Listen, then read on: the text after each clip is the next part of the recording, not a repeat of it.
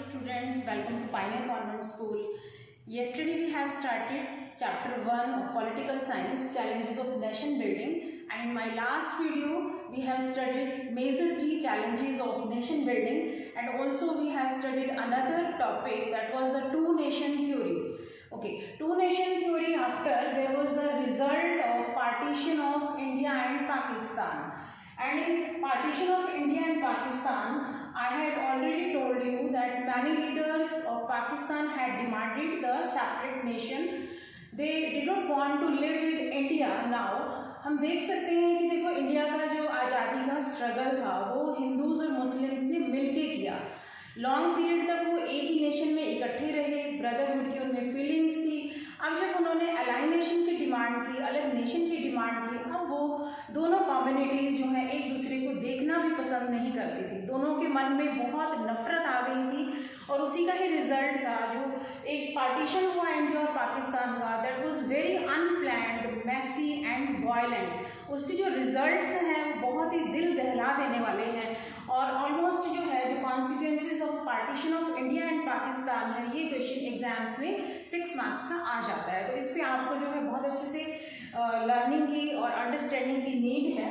जिसका first point हम यहाँ पे देख रहे हैं कि people were migrated and forced to leave their livelihood, home and property. कि लैक्स ऑफ पीपल, बहुत सारे लोग जो हैं इंडिया और पाकिस्तान के बॉर्डर के दोनों साइड, बोथ साइड्स जो हैं माइग्रेशन हुआ उनका, सडनली हुआ, बहुत ही अचानक से. उनके दिमाग में ऐसा कुछ नहीं था कि हमें अपना घर, अपनी प्रॉपर्टी, अपने बच्चे इस तरह से छोड़ के हमें किसी और एरिया में शिफ्ट होना पड़ेगा. सेकेंड जो हमारा रिजल्ट था इंडिया और पाकिस्तान के पार्टीशन का, that was the women were kidnap and forced to convert their religion. कि उस समय विमेन के साथ जो है बहुत अत्याचार हुए, बहुत ज़्यादा हैरेसमेंट हुआ, एक्सप्लॉयटेशन हुआ. इवन जो डॉटर्स थी उनके पेरेंट्स अपनी डॉटर्स को किल कर रहे थे, मार रहे थे या उनको ज़बरदस्ती कह रहे थे कि आप अपना धर्म चेंज करो, रिलीजन चेंज करके आप अपने इस नेशन में पाकिस्तान में रह सकते हो, otherwise you have to migrated. तो उनको जो है बहुत एक लॉन्ग, मतलब कह सकते हैं कि एक्सप्लॉयटेशन फेस करना पड़ा विमेन को. थर्ड है many children were separated from their parents. बहुत सारे छोटे छोटे मासूम बच्चे अपने माता पिता से अलग हो गए. उनको जो है पता ही नहीं चला रास्ते में. जैसे अब हम देख रहे हैं इन दिनों, हम जैसे न्यूज़ में देख रहे हैं कि बहुत सारे माइग्रेंट लेबरर्स जो हैं वो सडनली सारे इकट्ठे हो जाते हैं और अपने घर वापस जाने के लिए एक क्राउड बना लेते हैं और सड़कों पर उतर आते हैं. तो बहुत सारे ऐसे में क्या होता है कि बच्चे जो हैं माता पिता से बिछुड़ जाते हैं. तो उस समय भी ऐसे ही हुआ कि छोटे छोटे बच्चे अपने पेरेंट्स से बिछुड़ गए. और नेक्स्ट पॉइंट है कि रिफ्यूजीज जो थे, they lived in refugees camps. जो रिफ्यूजीज कौन, कि एक एरिया को छोड़ के आप दूसरे एरिया में शिफ्ट हो रहे हो, आपके पास कुछ भी नहीं है, ना खाने को है, ना रहने को है, और आपके पूरे रिलेटिव्स भी आपके साथ नहीं हैं. तो उनको एटलीस्ट रहने के लिए कोई शेल्टर तो देंगे ना. तो ऐसे ही इंडियन गवर्नमेंट ने जो भी मतलब जितना अरेंज वो कर पाए, उन्होंने शेल्टर कैंप्स बनवाए और कई कई महीनों तक, इवन कई सालों तक जो है 1 ईयर या 1.5 ईयर तक उन्होंने उनको जो है उस शेल्टर कैंप में रहना पड़ा. क्योंकि जब तक वो अपना लाइवलीहुड या अपना वहाँ पे कोई घर अरेंज नहीं कर पाए थे, तब तक उनको बहुत सारी प्रॉब्लम्स फेस करनी पड़ी. ओके, इसके बाद जो लास्ट पॉइंट हमारा आ जाता है, that is the lakhs of people were killed. देखो इस पार्टीशन में कितने लोग मारे गए, ये हम शायद बहुत बार स्टोरीज में सुन भी चुके हैं, पढ़ भी चुके हैं कि बहुत वायलेंट वे से जो इंडिया और पाकिस्तान का पार्टीशन हुआ, उसके रिजल्ट्स जो हैं हम कभी नहीं भूल सकते. ओके, इसी के साथ ही हमारा आज इसी चैप्टर का एक नेक्स्ट टॉपिक भी हम ले रहे हैं, that is the integration of princely states. अब ये तो हमें पता है कि बिफोर इंडिपेंडेंस जो है British India was divided into 2 parts. That was the first part British India province, province को यहाँ हम स्टेट भी कहेंगे, और सेकेंड प्रिंसली स्टेट्स.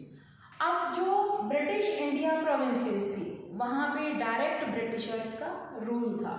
ये बिफोर इंडिपेंडेंस की बात है, आज़ादी से पहले की बात है.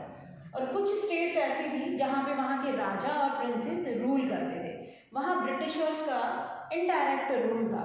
इट मीन टू से कि ब्रिटिशर्स जो है अपनी कुछ गाइडलाइंस देते थे, उनके अकॉर्डिंगली जो है वहाँ के प्रिंस और राजा रूल करते थे. और कुछ राजा तो ऐसे थे वो ब्रिटिशर्स के हाथ की जैसे पपेट, कठपुतली बन चुके थे। वो उन्हीं के इशारों पर ही काम करते थे, जैसे ही ब्रिटिशर्स जिस काम के लिए जैसे भी ऑर्डर देते थे उनको वो मानना पड़ता था।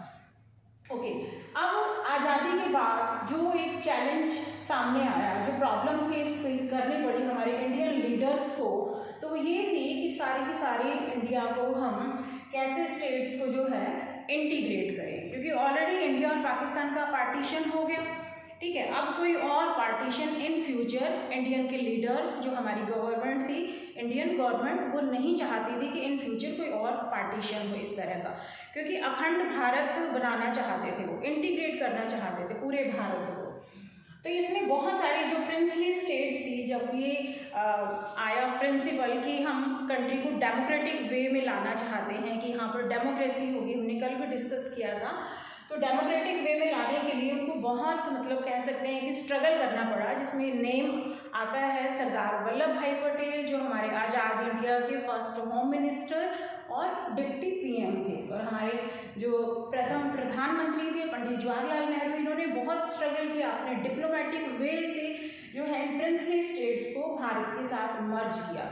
अब ये प्रॉब्लम क्यों आई थी, क्योंकि ब्रिटिशर्स ने बिफोर इंडिपेंडेंस जो है डिक्लेयर कर दिया था कि अभी जो है लीगली हम इंडिया के और फ्यूचर कंटिन्यू नहीं कर सकते हैं, रूल ज़्यादा समय तक यहाँ नहीं कर सकते।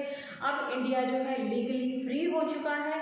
अब प्रिंसली स्टेट्स के सामने भी उन्होंने कंडीशन रखी कि आपकी विश है कि आप इंडिया के साथ रहना चाहते हैं या पाकिस्तान के साथ जाना चाहते हैं, और एक थर्ड भी ऑप्शन था कि या तो आप अगर इंडिपेंडेंट रहना चाहते हैं तो आप अपने आप को आज़ाद भी डिक्लेयर कर सकते हैं। तो ये 3 ऑप्शन थे। कुछ प्रिंसली स्टेट्स और कुछ जो हैं जहाँ पर ब्रिटिशर्स का रूल था, जिन प्रोविंसेस में, वहाँ के लोगों ने तो बहुत ईजीली एक्सेप्ट कर लिया कि हम अपनी कंट्री में डेमोक्रेटिक वे से ही आगे कंटिन्यू हमारी गवर्नमेंट जो है हमारे ऊपर रूल करेगी। बट कुछ प्रिंसेस थे लाइक हैदराबाद, जूनागढ़, मणिपुर, कश्मीर, इनके राजा जो है पूरी तरह से अड़े हुए थे कि हम अपनी जो स्टेट्स हैं, प्रोविंसेस हैं, यहाँ पर हम नॉन डेमोक्रेटिक वे से रूल करेंगे, हम अपने एरियाज़ में डेमोक्रेसी नहीं लाएंगे, हमें जो है इंडिया से अलग कर दिया जाए, आज़ाद कर दिया जाए। अब आप सोचो कि अगर उस समय ऐसी उनकी ये डिमांड एक्सेप्ट कर ली जाती तो आज हमारे सामने इंडिया का मैप कैसा होता। पाकिस्तान अलग है, अगर हम सोचें कि हैदराबाद अलग हो जाता, मणिपुर अलग हो जाता, कश्मीर अलग हो जाता, तो कैसा होता हमारा इंडिया का मैप।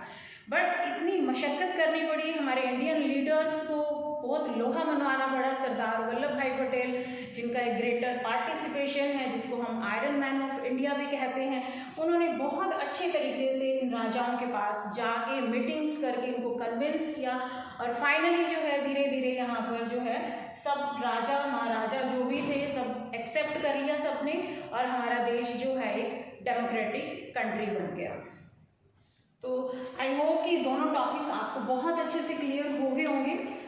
ओके, इन्हीं से रिलेटेड मैं आज आपको कुछ क्वेश्चंस भी इस वीडियो के साथ सेंड करूंगी, जिनके आंसर्स फाइंड आउट करना आपके लिए बहुत ईजी होगा। Thank you so much, goodbye, take care.